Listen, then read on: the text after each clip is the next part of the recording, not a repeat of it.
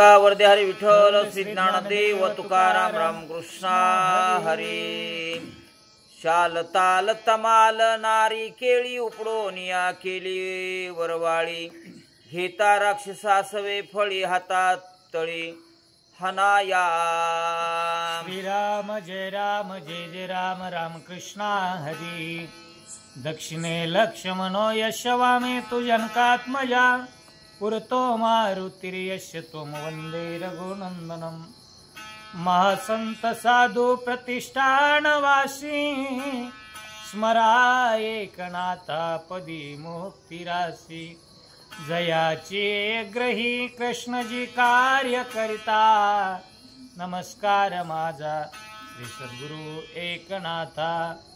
श्री संत नाथबाबांच्या चरणी, हनुमंतरायाच्या चरणी, श्रोते मायबापांच्या चरणी सन्मानपूर्वक दंडवत घालून कथाभाग सुंदरकांड अतिशय हनुमंतरायाच्या कथेचा प्रसंग असणार आहे. संपूर्ण हनुमंतरायाने या सुंदरकांडामध्ये काय केलं तर एकच काम केलं. केली सीता शुद्धी मूळ रामायण आधी. हनुमंतरायांनी सुरुवातीपासून शेवटपर्यंत फक्त या ग्रंथामध्ये कांडाच्या ठिकाणी आलेला भाग तो म्हणजे सीताशुद्धीचा आहे. एकंदरीत 4618 वळ्यांचा हा कांड. आणि या कांडामध्ये हा जो भाग आहे, हनुमंतराय वनाचा विध्वंस करायला लागलेत. वनाचा विध्वंस करत असताना हनुमंतरायांनी फळं खाल्ली, भक्षण केलं, पण काही वृक्ष असे आपल्या हातामध्ये घेतले जी युद्ध करत असताना आपल्याला मारण्यासाठी उपयोगी यावेत. शाल आहे, ताल आहे, मोठमोठे वृक्ष आहेत, ते आपल्या हाताजवळ ठेवले. ऐसी युद्धाची सामग्री रचोनिया देवद्वारी. हनुमंत बैसलासे शिकरी त्याहून दुरी वृक्ष टाकी. अशी युद्धाची सामग्री हनुमंतरायाने जवळ केली आपल्या. का हनुमंतरायाला माहित होतं की आपल्याला राजा रावणाची भेट घ्यायची असेल तर सहजासहजी शक्य होणार नाही. वनाचा विध्वंस केल्याशिवाय, त्याची कुरापत खोडी काढल्याशिवाय राजा रावणाच्या भेटीला आपण जाऊ शकत नाहीत. आणि खोडी काढली म्हणजे त्या खोडीला शिक्षा म्हणून राजा रावणाचं जे सैन्य आहे ते दंड करण्यासाठी येईल. त्यावेळेला 2-2 हात होतील. याकरिता युद्धाची जी सामग्री आहे ती हनुमंतरायांनी जवळ ठेवली आणि त्या देवळाच्या कळसावर हनुमंतराय बसले. आई कोणी वनभंगागात वनकर भये चकित. राक्षसिनी उठल्या समस्त जाका विरूप विक्राळा. आणि मग त्या वनाचं संरक्षण करण्यासाठी जी यंत्रणा होती त्यामध्ये बनकर होते, किंकर होते, राक्षसनी होत्या. राजा रावणाने आपल्या अशोक वाटिकेमध्ये एकही असा वृक्ष ठेवला नव्हता की जे जगामध्ये नामांकित नाही. अशा प्रकारचे सर्वच आणले होते. मग चैत्रवन असेल, नंदनवन असेल, कुठेही जिथं गेला तिथं जे योग्य वाटलं, आपल्याला सुंदर दिसतंय ते उचलायचं, आणायचं आणि आपल्या अशोक वाटिकेमध्ये लावायचं. त्यामुळे सर्व नाना प्रकारचे नामांकित वृक्ष असतील, लता असतील, त्या सर्व लावलेल्या होत्या. आणि आवडत्या बागेची ज्यावेळेस भंगानी होऊ लागली त्यावेळेला आपणास राजा रावणाने कशासाठी ठेवलेला आहे? रक्षण करण्यासाठी. बनकराला कळालं, बनकर युद्ध करण्याच्या उद्देशानं आणि राक्षसने सुद्धा सज्ज झाल्या. वृक्षाचे उत्पाट मोडल्या सारणी रहाट पाट. विचित्र ग्रहे केली पीठ केली सपाट लत्ता ग्रहे. हो, माझ्या हनुमंतरायाने आपली कीर्ती करत असताना, कारण कीर्तिवंत असणारे हनुमंतराय स्वयंभू वृक्षाचे उत्पाट जे भूमी आतून त्या ठिकाणी निघालेले, सगळेच भूमी आतून निघतायत, पण भूमीच्या आधारानं अतिशय आवाढव्य ज्याचे बुड आहेत अशा प्रकारचे सर्व मोठमोठाली वृक्ष सपाट करून टाकले. बरं, काही वेली अशा असतात त्यांना आधार वृक्षांचा असतो, वेली सुद्धा सपाट केल्या. मोठमोठे वृक्ष ज्यावेळेला मोडून तोडून टाकले त्यावेळेला या गोष्टीचा राग राक्षसनीला आला. न लावी देवालया हात माडिया गोपुरे समस्त अंतर्ग्रहे विध्वंसित तेने विस्मित बनकर. बनकरांच्या मनामध्ये आश्चर्याची बाब निर्माण झाली. का? हनुमंत या वनाचा विध्वंस करत असताना काय करू लागले? माड्या असतील, गोपुरा असतील, घर असतील, 4 मजली असतील, 5 मजली असतील, कितीही मजली असू द्या, सर्वच त्या ठिकाणी त्यांचा विध्वंस करायचा, मोडतोड करायची. पण न लावी देवालया हात, धर्माचं काम हनुमंतराय करू लागले. आणि संताचा एक बाणा असतो, तो म्हणजे धर्माचे पालन करणे पाखंड खंडन हेची आम्हा करणे काम बीज वाढवावे नाम. नामाचा विस्तार करायचा आणि अधर्माकडे जायचंच नाही, धर्माचं पालन करायचं. याकरता देवळाच्या एका विटीला सुद्धा हात लावला नाही हनुमंतरायाने. बाकीचे घर पाडू लागले. राक्षस वृक्षातळी निद्रिस्त जे का सबळ राख नाही ते वृक्ष उपडोनी समस्त केले दुरस्त हनुमंते.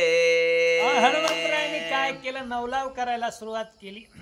वनवाचा विध्वंस करत असताना ज्या वृक्षाच्या तळी सावलीमध्ये बरेच राक्षस निद्रिस्त होते आणि ते राक्षस निद्रिस्त पाहिले हनुमंतरायाने, आणि तोच नेमका वृक्ष उपटायचा, दूर त्या ठिकाणी फेकून द्यायचा. जे वृक्षाच्या छायेमध्ये बसलेले होते ते मात्र उन्हामध्ये पाठवायचे. म्हणजे अधर्मी लोकांना त्रास देण्याचं, गांजण्याचं काम हनुमंतराय करू लागले. तव बनकर जागृत होत तो वृक्ष मात्र न दिसती ते तेने ते झाले अति विस्मित केले विपरीत महेश. जे बनकर रक्षण करण्यासाठी त्या ठिकाणी बसले होते, आपले शस्त्रास्त्र अंगावर परिधान केलेले आहेत, कुणाच्या कमरेला तलवारी असतील, हातात कट्यारे असतील, दांडपट्टा असेल, लहुडी चक्र असेल, अशा प्रकारचे नाना शस्त्र हातामध्ये घेऊन ते झोपले होते. कारण झाडाच्या तळी आराम, सावली गार आहे अशा वेळेला झोपलेत. पण काम संरक्षणाचं होतं. पण ज्या वेळेला जाग आली त्यावेळेस पाहतात, अरे मी ज्या झाडाखाली झोपलो होतो ते झाड कुठं आहे? मग इकडे तिकडे पाहू लागले. जी वृक्ष स्वर्गातून आणली होती, अलकावती नगरीहून आणली होती, अमरावतीवरून आणली होती, सर्वच्या सर्व वृक्ष जे नामांकित होते ते वृक्ष सुद्धा हनुमंतरायाने दूरच्या दूर फेकून दिले होते. आता आपल्याला शिक्षा होईल राजा रावणाची म्हणून भीतीनं दूर मागोनी आणले महिषापासी ते वृक्ष नेले कैलासासी किंवा उडाले आकाशे बनकराशी लक्षेना. जी बनकर मंडळी होती, बनकर काय ग्रंथामध्ये नवलावाची गोष्ट आहे बघा. आपल्याकडे आता हे वन रक्षक, वन पोलीस, जंगली पोलीस आम्ही म्हणतो, पण शास्त्रामधला शब्द आहे वनकर. वनाचं रक्षण करणारी जी मंडळी होती ती वनकर मंडळी. किंकर जे सेवक आहेत ते किंकर आहेत. मग ही वनकर मंडळी पाहू लागली, म्हणू लागली आमची वृक्ष भगवान कैलासाच्या ठिकाणून, शंकराच्या ठिकाणी विनवणी करून कैलासावरून आणलेली ती वृक्ष, पण ती जिथून आणली आता तिथंच गेली असतील. आणि तिथं जर गेली नसतील तर कुठं टाकलीत का आजूबाजूला, म्हणून दूर दूरवर त्या वृक्षाचा शोध. दुर्धर रावणाचे शासन मिथ्यावन विध्वंसन आम्ही देखतो हे स्वप्न म्हणून नयन लाविले. आणि मग त्या ठिकाणी काही मंडळी म्हणली, अरे मूर्खासारखा आपण विचार करतोय, आपल्याला हे स्वप्न पडतंय. दुर्धर राजा रावणाचं शासन जे आहे ते अतिशय खडतर आहे. इथं कसलाच हल्ला होत नाही, 26/11 होत नाही, कुठलाच होत नाही. कारण इथं रीगच कुणाला होत नाही शत्रूला. वाऱ्याला जिथं दुर्गमपणा आहे रीग करण्यासाठी, देवदेवतांना सहजासहजी येता येत नाहीत. सप्तावरण आहे, समुद्राचा आगड आहे, पुन्हा मोठमोठाली खंदक आहेत, आणि त्या लंकेच्या आत असणारा अशोक वाटिका आहे. आणि मग अशा अशोक वाटिकेमध्ये सहजासहजी कोणी येऊ शकत नाही. आम्हाला जो भास झालाय ना तो म्हणजे स्वप्न पडलेलं आहे. झोपा आणि सगळे पुन्हा झोपले. तव त्या राक्षसी कळवळीत वानर नवे हा काळ कृतांत संचरोनी वनात राक्षसाघात करू आला. मग बनकरांची ही अवस्था झाली. बनकर सगळे झोपी गेले. म्हणले ब्रह्म होतोय. आणि ज्ञानोबा सांगतात जागता जव अशी जेने भावना म्हणे भाऊजे. वा वा. डोळा लागत खेव देखीजे त्याची स्वप्न. स्वप्न त्याला म्हणायचं. दिवसभर ज्याचा आपण आठव केलाय तेच रात्री आपल्याला आठवणीमध्ये येते. झोपीत सुद्धा ते स्वप्न आहे. अरे आपण दिवसभर रक्षण करायचंय. झाडाचं एक फळ सुद्धा दुसऱ्याला नेऊ द्यायचं नाही. झाडावर सडून गेले तर जमतील पण शेजाऱ्या पाजाऱ्याला खाऊ द्यायचे नाहीत. अशा प्रकारची त्यांची वृत्ती होती. आणि म्हणून ते म्हणले झोपा. बनकर गेले झोपी. पण राक्षसनी उठल्या, किळकिळ करू लागल्या, मोठमोठ्यानं ओरडू लागल्या. हा वानर नव्हे हा काळ कृतांत. हा कोण आहे? काळाचा काळ आहे आणि राक्षसांना गिळण्यासाठी आलाय. मोठमोठ्या कोणी बनकर धावती कोटे कोटे तो मारुती धरा धरा तो बहुता हाते रावणा प्रती नेऊ आम्ही. हो, त्या अशोक वाटिकेचं रक्षण करण्यासाठी जी बंकर मंडळी होती राक्षसनीचा आवाज ऐकला म्हणले उठले, खडबडून उठले. धरा धरा. अरे या अशोक वाटिकेमधल्या वृक्षाचा उपाडा करणारा, मोडणारा, फांद्या तोडणारा तो मारुती आहे ना, पकडा त्याला. आपण त्याला धरू, राजा रावणाच्या समोर नेऊ. तो राजा रावण शिक्षा करेल. मग मोठ्यानं ओरड. बन कराती दुर्धर एक वटले 14 सहस्त्र स्वयं धरावया वानराती सत्वर धावले. चांगल्या कामासाठी लवकर एकी होत नाही, पण एक विचार वाईट कामासाठी नेहमी होतो. 14,000चं एकमत जुळलं. पकडा. सगळ्यांना एकत्र आले आणि वानराला पकडायचंय. राजा रावण शिक्षा शासन केल्याशिवाय राहत नाही. पण सगळे एकत्र आले. 14,000ची फौज हनुमंतरायाला धरण्यासाठी. एक विंदिती बहुत कांडे एक हानिती गोफन गुंडे एक सवे हानिती धोंडे हनुमान पुढे लक्षोने.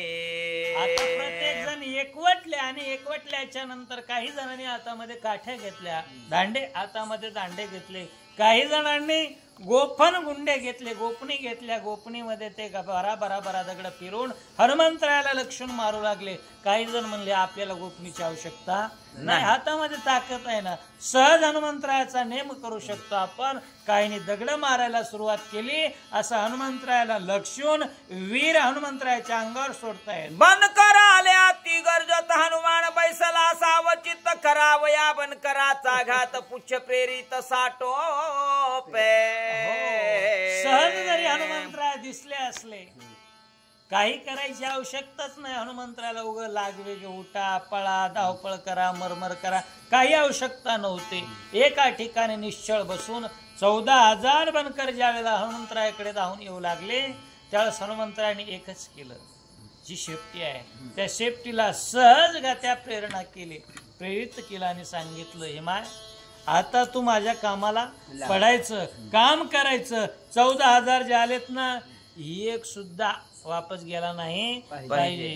कारण तू म्हणशील मी 13,999 मारले, एकच गेला सुटून, ते जमायचं नाही. 14,000 म्हणजे 14,000, एकालाही परत जाऊ द्यायचं नाही असं मंत्र म्हणतात.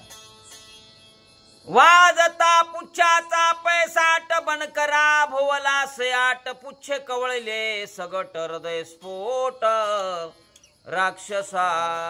हनुमंतरायाच्या आजूबाजूला आलेली जी 14,000ची फौज होती, हनुमंतरायाने दुसरा माराच केला नाही. पहिलं शेपटी सोडली आणि शेपटीमध्ये सर्वच जी राक्षस मंडळी होती, बनकर मंडळी, सर्वांचा बारा बांधला.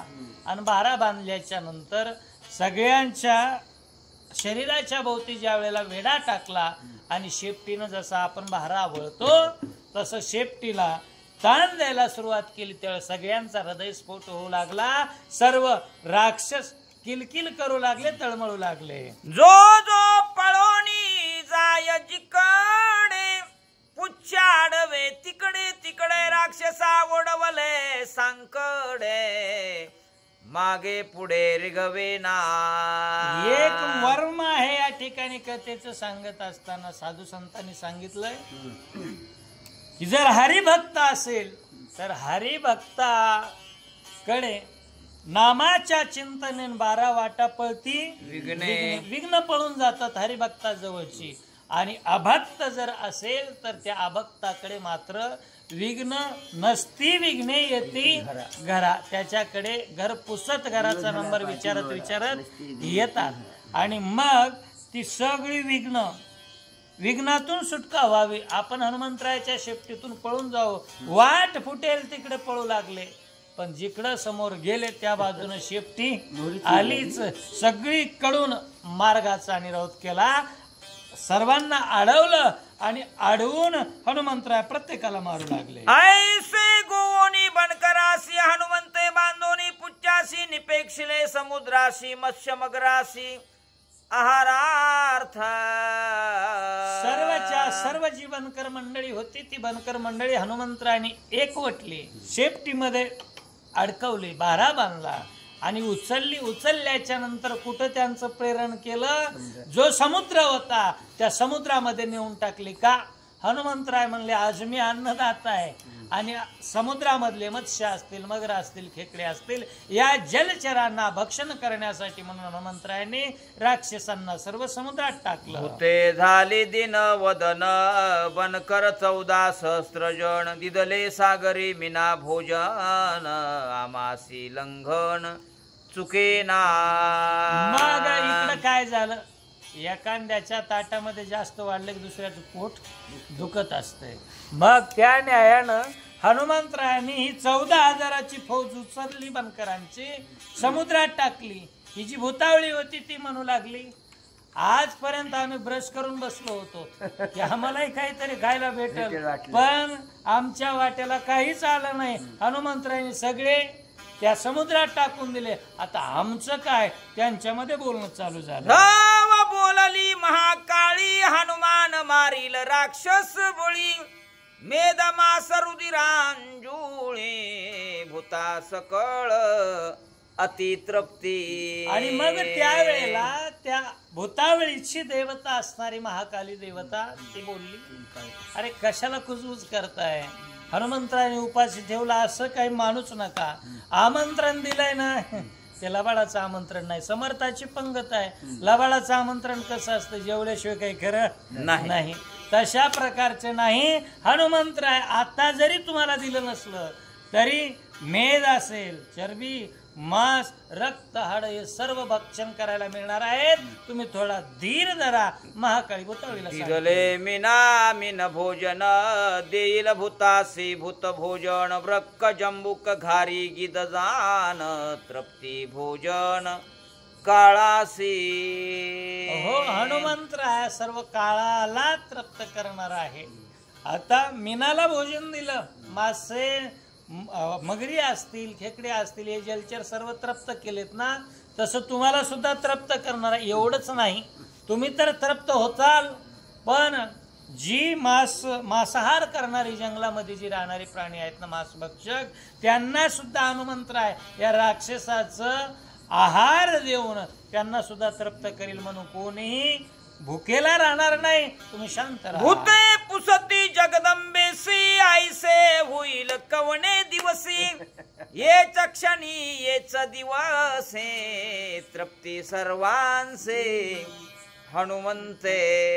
मग ती भूत म्हणू लागली, आई साहेब आम्हाला आता तुमच्या बोलण्यानं समाधान वाटायला लागलंय, आम्हाला निश्चित जेवायला भेटणार आहे, पण आता ही पहिली पंगत झाली, आता आमची पंगत कधी आहे? त्यावेळेला सांगितलं तुम्ही जास्त घाई करू नका, येच दिवशी येच क्षणी याच वेळेला याच दिवशी आज सुद्धा तुम्हालाही भरपूर जेवायला मिळेल असं त्या जगदंबेनं सांगितलं. 14 सहस्त्र वनकरांसी हनुमान निर्दाळी पुच्छे सीतेने भयभीत राक्षसी सीते पासे पुसताती. 14,000च्या 1000 एकट्या हनुमंतरायाने मारले. ज्या बनकराला पाहिल्याच्या नंतर भले भले थंड होत होते. होय. असे बनकर एकट्या हनुमंतरायाने काही वेळेमध्येच मारून टाकल्याच्या नंतर मग मात्र त्या राक्षसने किलबिल करणाऱ्या भीतीनं गार झाल्या आणि सीतामातेजवळ आल्या. आणि सीतेमातेजवळ आल्याच्या नंतर विचारायला सुरुवात केली. सीते काय म्हणतात ऐका. कोण कोणाचा कैचा थोर येते आला हा वानर, तुझ करोनी नमस्कार, कोण विचार दृढ केला. जे वानर आलं तुझ्याशी बोललं, तुझ्या चरणावर दंडवत घातला नमस्कार करून, हितगुज केलं आणि कामाला लागलं. 14,000 बनकर मारून टाकले. पर हे जे आलंय ना पुच्छकेत म्हणायचं याला, हा कुठून आलाय, कशासाठी आलाय, याच्या मनातला उद्देश काय हे आम्हाला सांगशील सीते. राक्षसनी तुझ्या घेऊन आज्ञेसी येणे मारिले बनकरासी, तुझे नि बोले वन विद्वंशी, तुवा द्वंद्वासी पेटविले. तुझं हे काम जे आहे ना ते खोट आहे, तुझं कृत्य चांगलं नाही. कारण तू काय करायला लागलेली आहेस, द्वंद्व निर्माण करायला लागलेस, भांडण या ठिकाणी तयार केलं. कारण तुझं आलं, तुझं सहकारी म्हणून या ठिकाणी आलंय ना, ते कामाला लागलंय. वन विध्वंस केला. नाना प्रकारची जी बाग होती, बाग पाहण्यासाठी दूरदूरून माणसं यायची. अशी सुंदर सुशोभनीय असणारी ती बाग, पण तिचा विध्वंस केला. दुसरी गोष्ट, दुसरी याची कळ काय, तर बागेचे रक्षोगण जे आहेत ते बागेचे रक्षोगण 14,000 मारून टाकले, एकाला वाचू दिलं नाही. हा दुसऱ्या प्रकारचा पराक्रम केला. सांग निश्चित हे कोण आहे याची माहिती आम्हाला. ते भोवत्या राक्षसी कलकल करीती, चोपासी धरा मारा बांधा केसी, येणे वानरासी चेतविले. ज्या राक्षसनी होत्या यांचं वर्णन ऐकलंय तुम्ही सगळ्यांनी. त्यांचे केस किती किती लांब, डोळे किती छोटे, कपाळ किती मोठं, हे सगळ्या गोष्टी आपण ऐकलेल्या आहेत. अशा प्रकारच्या राक्षसनी सीतामातेला भिडू लागल्या. एक जण म्हणू लागले धरा, दुसरी म्हणजे धरता काय, धरून काय करायचं, मारा हिला, तिचे केस उपटा, कान उपटा, नाक तोडा, काय प्रत्येकीच्या तोंडाला जे काय येईल तशा प्रकारच्या बरळत होत्या. कारण अनंत वाशाळ बरळती बरळ, तशा प्रकारची त्यांचं बरळणं चालू झालं. सीतामातेला भीती दाखवू लागल्या. सीतामाता काही भिणाऱ्या आहेत का, नाही, पण माझ्या आई साहेबाला भीती दाखवतात या राक्षसनी. हे हनुमंतरायाने तिरप्या नजरेनं पाहिलं. मग आता काय करतात. निशंक मानसी भयन मानी राक्षसी, यथोचित्त बोले त्यांसे, राक्षसापासी बहुमावा. बर हे ऐकलं, राक्षसनी किलकिल करतात, मोठ्यानं वरडतात, तुझाच वानर आहे, तूच त्या ठिकाणी द्वंद्वाला पेटवलंच, भांडण निर्माण केलेलं आहेस. त्यावेळेस सीता निशंकपणाने न घाबरता बोलू लागली. त्यांनी भेडवण्याचा प्रयत्न केला, भेडसावण्याचा. परिणाम काही झाला नाही. सीता माता म्हणू लागल्या हे कोण आहे, मी काही त्याला ओळखत नाही. कारण हे आलं माझ्या समोर, नतमस्तक झालं, पण मी त्याला काही ओळखत नाही. कारण राक्षसामध्ये बहुमावा आहे, मायेपणा तुमच्यामध्येच आहे. कारण राक्षसांना कोणतंही रूप घेता येत, हा वानराच्या रूपात आलाय. नक्कीच मारीच होऊनी मृगविषी प्रतारिता, श्रीरामासी स्वयंमुकला निज देहासी, राक्षसापासे बहुमावा. बरं, याचा प्रत्यय मला पदोपदी आलाय. मी ज्या वेळेला वनवासामध्ये होते त्याच वेळेला मारीच नावाचा राक्षस तुमचाच, त्यानं मृगाचा वेश धारण केला. अतिशय सुंदर असणारी कांती त्याच्या अंगावर चमकत होती. पण त्यानं मला बोलून मी मागणी केली प्रभूकडे. काय मागितलं, येथून अयोध्या जावयास, अवघी उरली असती क्षणमास, मज कंचुकीची बहुत आस, तुम्ही उदासन व्हावे. मी माझ्या स्वामीकडे मागणी केली, मला कंचुकी बनवायची आहे. त्यावेळेस प्रभू म्हणले चोळी बनवायची आणि बायकोनं नवऱ्याकडे मागूच नाही. आणि मागितल्याला जर नवऱ्यानं दिलं नाही तर नवऱ्याचा अपमान आहे. म्हणून जगाच्या मालकाला स्वतःचा अपमान करून घ्यायचा नव्हता. मग प्रभू म्हणले लक्ष्मणा थांब इथं, सीतेनं मागितलंय ना मारून येतो. त्या मृगाच्या पाठीमाग माझे स्वामी गेले आणि तो मर्ग नव्हता, मायावी असणारा तो मारीच राक्षस होता. म्हणजे माव करून मला राक्षसाने फसवलं ना, हे वानर सुद्धा मायावी आहे, माझं कोणी नाही राक्षसनीला. शूर्पणखा सुंदर तेसी छळो आली लक्ष्मणासी, कपटे नाडिले नाशिकासी राक्षसापासे बहुमावा. हो, दुसरं उदाहरण मायावीच पणाचं दाखवलं. सीता माता सांगू लागल्या, शूर्पणखा त्या दंडकारण्यामध्ये असताना शूर्पणखा आली, पण कशी आली?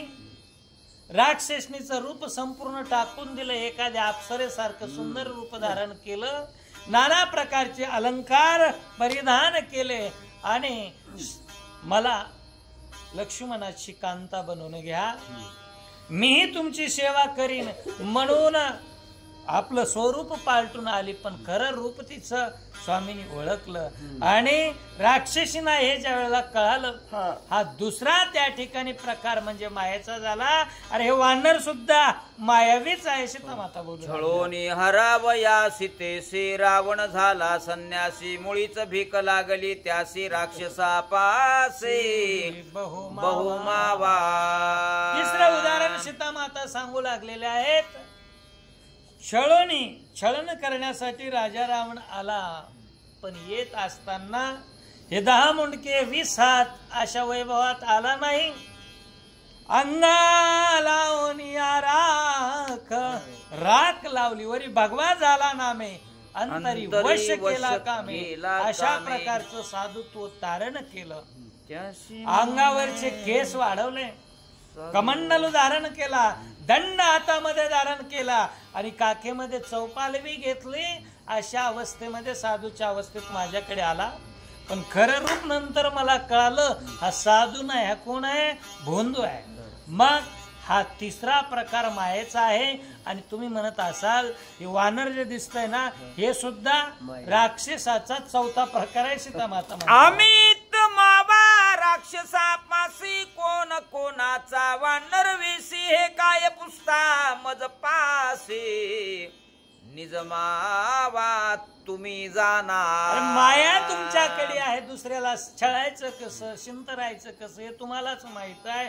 पहिल्याना आला हरणाच्या वेशात, दुसऱ्यांदा आला साधूच्या वेशात, तिसऱ्यांदा आला आता वानराच्या वेशामध्ये. म्हणजे प्रत्येक वेळेला रूप पालटून येतोय. नक्की हे राक्षसामधलं कोणी? माझा याच्याशी सुतराम संबंध नाही. सीता माता सांगते, राक्षसी दे कोणी सीते पासी, हनुमान गुरकावी तयासी, वेगी पळती विवळतेसी, अति भयासी भयभीत. हो, कोण आमच्या हनुमंतरायला घाबरणार नाही? एवढं बलशाली शरीर असणार हनुमंतराय सीता मातेला या भेडसावतात. पाहिल्याबरोबर नुसता हनुमंतराने भू असा भुभुकार केला. भूप केल्याबरोबर काय झालं? सगळ्या ज्या राक्षसनी आहेत त्यांनी आपला मार्ग सोडला. सीता मातेपासून दूर दूर दूर दूर. एकी चळचळा कापती, एक फळफळा मुतती, एकी भये भुली भुलती, एकी पडली मूर्छित. या राक्षसनीला हनुमंतरायाचा तो भुभुकार ऐकल्याबरोबर अवस्था काय झाली? चळचळा कापती, चळकाप शरीराला सुटला. आणि मग एखाद्याला त्या ठिकाणी वय झाल्याच्या नंतर एखादा म्हातारा माणूस जसा अखंड पायापासून नखापर्यंत, नखापासून डोक्यापर्यंत जसा थरथर थरथर कापतो तसा थरकाप सुटलेला आहे. त्यांना कोणीकडे जाऊ ब्रह्मलेपणा झाला.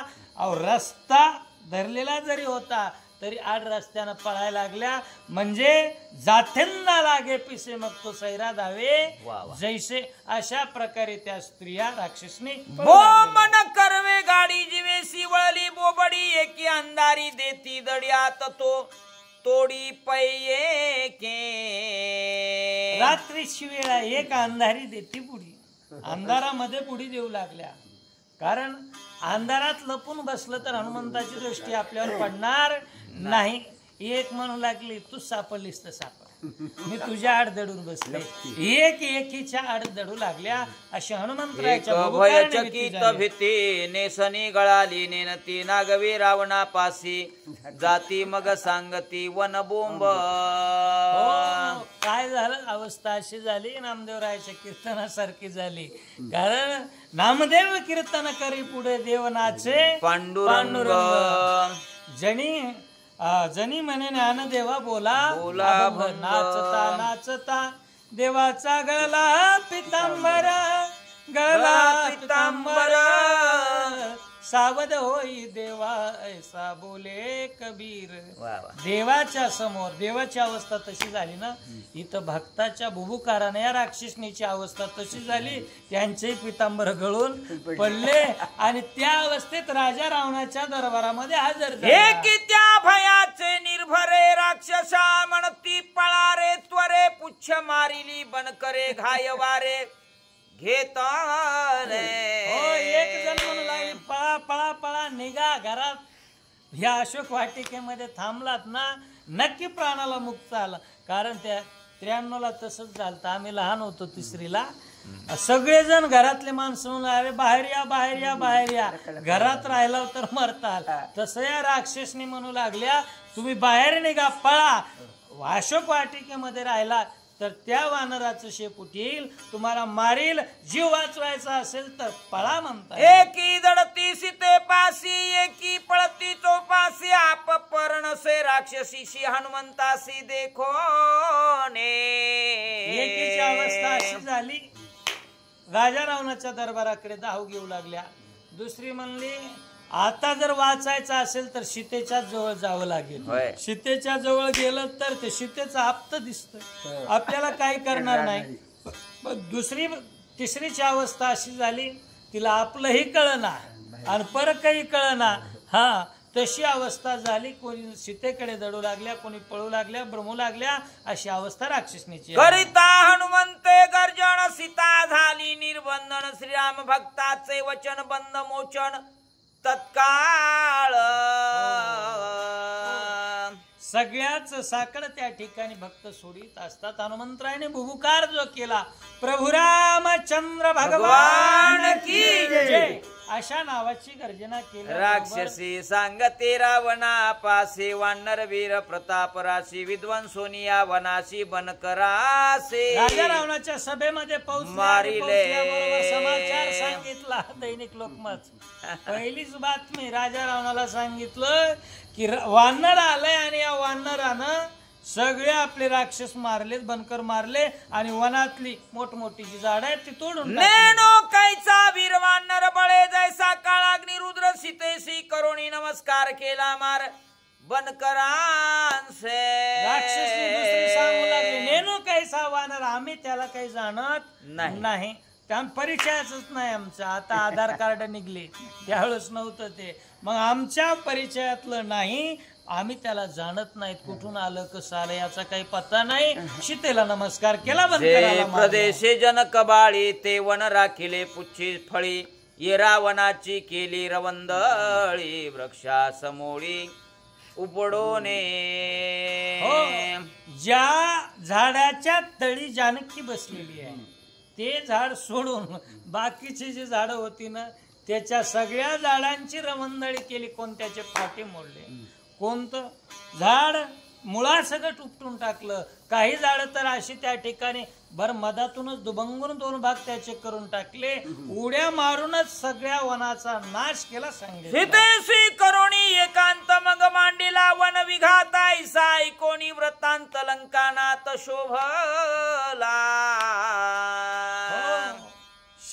सीतेसोबत एकांत केला मग वनाची रवंदळी करायला सुरुवात केली. ही बातमी राक्षसीने राजा रावणाच्या कानावर घातली. राजा रावणानं ऐकून घेतलं पण ऐकायला कडू लागलं ते. कारण गोड बातमी नव्हती.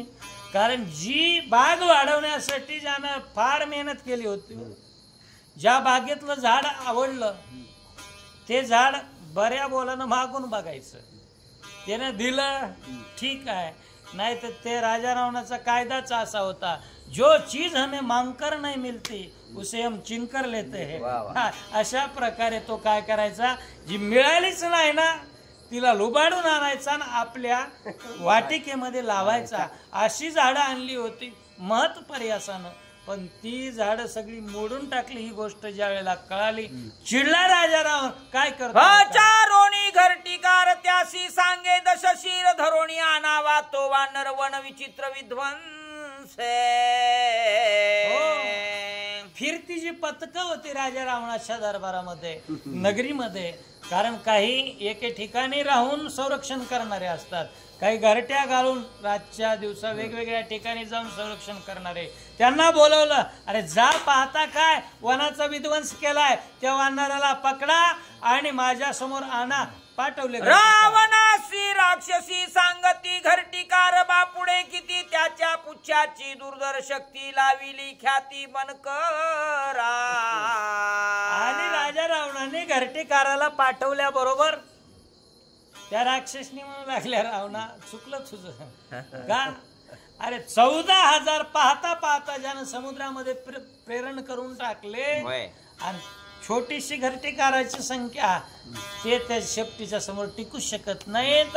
पाठवायची असेल तर मोठी फौज 14 सहस्र बनकराशी भारा बांधोनिया पुच्चेशी निक्षेपिले समुद्राशी जलचराशी आहारार्थ. एकाच वेळेला काही वेळ लागू न देता सर्वच्या सर्व 14,000 शिफ्टीमध्ये बांधले समुद्रात टाकले. हा पराक्रम त्या कपीचा आहे. म्हणून मर्दोणी राक्षसांशी मेदमासे तुझ भूतासी द्यावयावंतिले महाकाळीशी आजीचे दिवसी हनुमंत. आमच्या समोर आम्ही ऐकलंय त्या महाकाली देवतेच्या मुखातले शब्द आहेत. हनुमंतरायाने त्याला सांगितलं की तुमच्या सर्व भूतावळींना मी आजच्या या दिवशी याच क्षणी सर्वांना भोजन घालणार आहे. त्यासाठी हनुमान सज्ज आहे. धरोणी अनावया वानर ते कायसे घरटिकार मूळ करोणी विचार दुर्धर भार प्रेरावा. राजा रावणा तुम्ही शहाणे असाल, या प्रत्येक नगरवासियाचं जर तुम्हाला रक्षणच करायचं असेल ना, एक करा. वानराला पकडण्यासाठी घरटिकार हे पुरेसे होऊ शकत नाहीत. फार मोठा सेना संभार तुम्ही त्याकडे पाठवला ना, त्याच वेळेला तो हनुमान सापडल्या जाईल. ऐसे राक्षसी सांगती सवेची चळचळा कापती बहुताना टोपे तो मारुती दुर्धर शक्ती पुच्छाचे.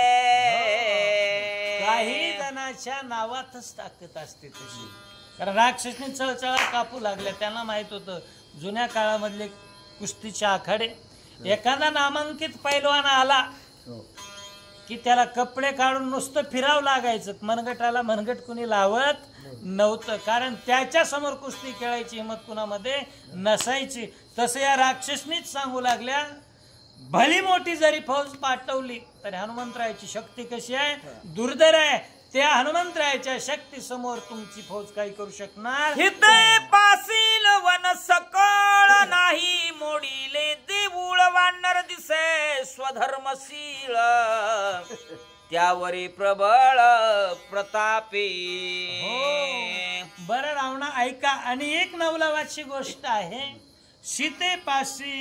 सीतेच्या जवळचं जे वन आहे ना, एकही सीतामाता बसलेलं झाड तर नाहीच, आजूबाजूची झाडं सुद्धा काहीच मोडली नाही, धक्का सुद्धा लावला नाही. आणि ज्या देवळावर बसलं त्या देवळाला अजिबात धक्का लावला नाही. स्वधर्मशील त्या ठिकाणी दिसतंय, कारण हे तर वडील जे जे करते तया नाम धर्म ठेविते अनुष्ठिते सामान्य सकळ. अशा प्रकारचं धर्मरूप वानर दिसत. ऐकोणी राक्षसीचे वचन दचकला तो दशानन सभा झाली कंपायमान बळ संपन्न वानर. ही राजा रावणाची जी सेना होती त्याच्यामध्ये खरा समाचार देणाऱ्या राक्षसनी होत्या, कारण सीता मातेच्या भोवताली ज्या ठेवल्या होत्या त्या कोणी उपटसुंब्या ठेवल्या नव्हत्या, ज्या खात्रीशीर अतिशय जवळच्या आहेत अशाच ठेवलेल्या आहेत. मग अशा राक्षसनीचा ज्या वेळेला खरा समाचार मिळाला राजा रावणाला, त्यावेळेस मनातून सरकला आणि काळजाचं पाणी झालं. संपूर्ण सभा जी आहे त्या सभ्यामधले माणसं सुद्धा जी आहेत ना ती सुद्धा चळचळ कापू लागली. कोणी वदा विध्वंसन रावण झाला कंपायमान आपुलिया बळा समान येऊन दारुण अनिवृत्ती योद्धा दारुण. राजा रावणानं ते शब्द ऐकले की बलवान आहे कोणीतरी आलाय, पण आता त्याला वाटू लागला आतापर्यंत आपल्या मनगटाला मनगट लावणारा कोणी भेटला नव्हता, पण आपल्या बळा समान असणारा योद्धा आज लंकेच्या ठिकाणी आलाय, निश्चितच आता काहीतरी वाईट घडणार आहे म्हणून विचार आला, भीती निर्माण झाली. युद्ध देखलिया दृष्टी नाही परतायाची गोष्टी रण पाडे कोट्यानुकोटी महाहट्टी रणगाड. असा युद्ध आहे तो महाबळिया हनुमंत आहे. त्याच्या दृष्टीच्या समोर असे छोटे मोठे योद्धे टिकू शकणार नाही. महाहट्टी दिसतोय. वर्णनावरून राजा रावणाने नावे आते दुर्धर नावा निघे महावीर पाचारुणी 80 सहस्त्रधरा वयावान नर धाडिले. आणि मग त्या हनुमंतरायाला पकडण्यासाठी राजा रावणाने दुसरी आपली सेना पाठवली. सुरुवातीला ते 14,000 तर तिथंच होते, पण त्याच्या काही वारार्थ 80,000 किंकर आपले सेवक जे आहेत ते सेवक हनुमंतरायाला पकड. रावण जाणे आमुची ख्याती शेकी धाडी वानरा प्रति वानर बापुडे ते किती इतक्या हाती केवी उरे. 80,000 जे किंकर होते आपापसामध्ये चर्चा करू लागले. ते म्हणू लागले राजा रावण जिंकलाय, त्रिलोक्यात नाव झालंय, पण ते आमच्याच बळावर की. रावण जाणे आमची ख्याती, आमची ख्याती पराक्रम सगळं माहित आहे, आणि एकटे एक पाले खाणार वानर त्याला पकडण्यासाठी 80,000 काय करायचे, कशाला पाठवत असेल राजा रावण. आणि आम्ही सगळे जर उठलो तर एकटं उरल का, उरतय का पुरतय बघू आता. चला ऐसे करुणी गर्जन शस्त्रास्त्री सन्नद पूर्ण धावोनी आले अवघे जण अशोकवना ठाकीले. एक निर्गाडे हनुमंतरायांना पकडण्यासाठी 80,000ची फौज किंकराची निघाली. प्रत्येकाने आपल्या हातामध्ये शस्त्र घेतले. आपले शस्त्र जलद जलद गर्जना करत राजा रावणाच्या अशोकवनाच्या प्रसादात पुढल्या दुर्धर तोरणात नेटका बैसला हनुमंत काळ कृतांत प्रयाग्ने. मग त्या अशोकवनाच्या देवळाच्या समोर जे सभा मंडप आहे, या सभा मंडपामध्ये हनुमंतराय नेटके बसलेले आहेत. म्हणजे खुशाल निवांतपणा आहे, कसल्याच प्रकारची भीती नाही, चिंता नाही, मनमुराद युद्ध करायचं या उद्देशानं बसले. वानरा देखताची दृष्टी शस्त्रे कवळोनिया मुष्टी किंकर धाविनले उटा उटी शरवृष्टी समकाळ. एकांना दिवा पाहावा आणि त्या दिव्याला विझवण्यासाठी अनेक पतंग किडे त्याच्यावर झेपावेत.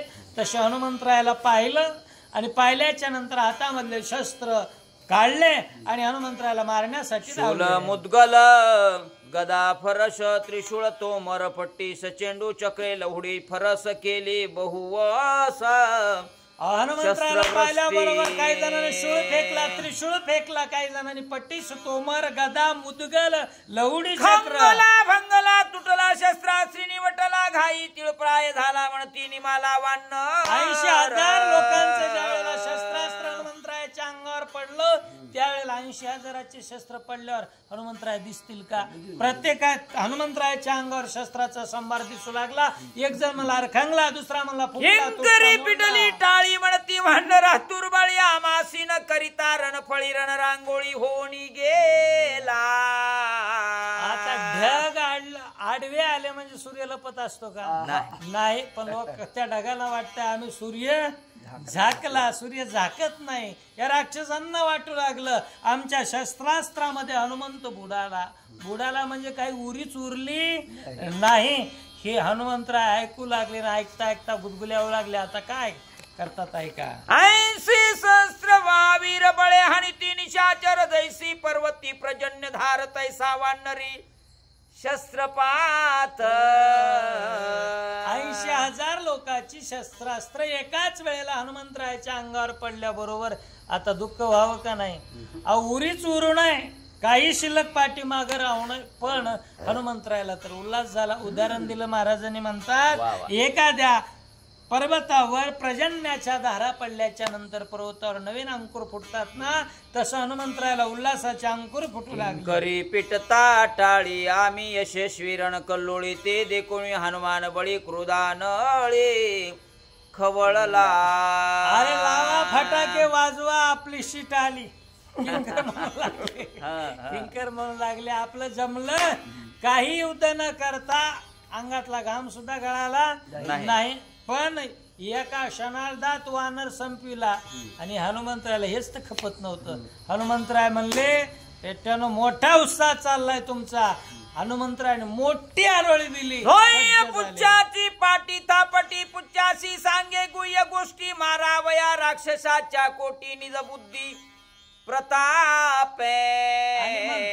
त्यांचा पराक्रम कानाने हनुमंतरायाने ऐकला. पराक्रमच नव्हता, फक्त शस्त्र टाकले होते. हनुमंतरायाला काही परिणाम झालेला नाही. हनुमंतरायाने आपल्या शेपटीला असं माग होती लोंबणारी पुढं घेतली, पाठी अशी हातानं थाप टाकली आणि बोलायला सुरुवात केली, बाई तुझा पराक्रम दाखवायचा. ऐसे सांगितली गुह्य गोष्टी, लांगुलत राहटिले उठा उठी निदा उठीला गिरिकुटी, लंका त्रिकुटी अकांत. आता ज्या माणसाला पहिलंच भांडण आवडतंय, त्याला फक्त नुसतं म्हणायचं चला भांडण करायचंय, तुला आनंदच होणार ना. शेपटीला सांगितलं आता तुला राक्षसांना मारायचंय. शेपटी तडा तडा उडाली जमिनीवर. त्या ठिकाणी दंडशा आवाज झाला. शेपटी सज्ज झाली. राक्षसांचा प्राणहार दुर्धर केला भूमुकार, तेने किंकराचा संभार झाला भूमी भारत चकोने. आतापर्यंत गर्जना करणारे सगळेच राक्षसाने हनुमंतरायाचा तो बुबुकार ऐकला. नुसत्या बुबुकारानंच काही जणांच्या कांठाळ्या बसल्या. म्हणले आपण म्हणत होतो विजय झालो, नाही नाही नाही, प्रत्येक गलित ग्रात झालेला आहे. धाके टवकारिल्या दृष्टी, शस्त्रे गळाली निजमुष्टी, राक्षसी धाक घेतला पोटी, पुच्छे पाटी पुरविले. गर्जना आणि शेपटीनं आपलं कार्य करायला सुरुवात केल्याच्या नंतर काही जणांनी त्या आवाजानेच हातातली जी शस्त्र होती आपोआपच गळून पडली. आणि मग आता अंगामध्ये त्राण उरलेलं नाही. आणि पुन्हा शेपटी ज्या वेळेला यायला लागली, राक्षस म्हणू लागले आता आपलं सुद्धा काही खरं नाही. धाके राक्षस पळवणी जाती, पुच्छ बांधोनी मारी मारुती, ते मारिले शिळा घाती पर्वत पाती समस. आणि मग हनुमंतराय म्हणले आता दुसरा प्रकार करायचा. एक काही जणाला 14,000 जे होते त्यांना जलसमाधी दिली. आता याला जलसमाधी द्यायची नाही, यांना भूसमाधी द्यायची म्हणले. शेपटीमध्ये बांधले आणि बांधल्याच्या नंतर बलाढ्य असणारी शिळा पाहिली आवाडव्ये, त्याच्यावर हनुमंतराने दणकन आदळले. मारोणी राक्षस समस्त वानर स्वानंदे गर्जत, श्रीरामाचा निजदूत नामे हनुमंत मारुती. सर्वच्या सर्व राक्षस मारले. किती वेळ लागला असेल? काहीच वेळ लागला नाही हो. बलाढ्य असणारे हनुमंतराय 80,000 त्या ठिकाणी मारले. आणि मारल्याच्या नंतर निवांत पुन्हा डुलत बसले. येथे मारोणी दशकंदर विजयी, स्वामी श्रीरामचंद्र विजयी, लक्ष्मण महावीर विजयी, वाननेंद्र सुग्रीव. सर्व राक्षसांना मारल्याच्या नंतर पुन्हा त्याच ठिकाणी निश्चय केला, इथं मी जसे राक्षस मारले तसे माझे प्रभू येतील, राजा रावणाला मारतील, त्या जो इंद्रजित आहे त्याला मारतील, सुग्रीव राजा तो सुद्धा विजयी होईल, सगळे रामराजाची गुढी उभारली. मी आलो सीता शुद्धीसी, म्या विध्वंसीले या वनासी, जावणी सांगा रावणापाशी, म्या राक्षसांशी मारीले. भिवून नव्हतंच, रोक ठोक त्या ठिकाणी हनुमंतराय बोलले. म्हणले अरे जा, या ठिकाणी माझा स्वामी येणार आहे, लक्ष्मणजी येणार आहेत, वानरराज सुग्रीव येणार आहे, अंगद येणार आहे, सगळे येऊन राक्षसांना मारणार आहेत. पण तुम्हाला जे मारलंय ना ते सभेमध्ये जाऊन सांगा हनुमंतांनी मारले म्हणून. एका जनार्दना शरण आले हनुमंतासी, स्फुरण करील थोर थोरा निर्दळन, रणकंदन अवधारा. जनार्दन माऊलीच्या चरणी नतमस्तक झाले. नाथबाबा म्हणतात की हनुमंतरायांनी बनकर मारले, किंकर मारले, पण हे काय सुरुवात आहे, हा नाश्ताचा आहे. खरं महापंगत महाप्रसाद काल्याचा पाठीमागेच आहे. मोठमोठे हनुमंतराय मारणार आहेत. आणि हे ऐकण्यासाठी सावधान होऊन श्रोत्याने ऐकावं.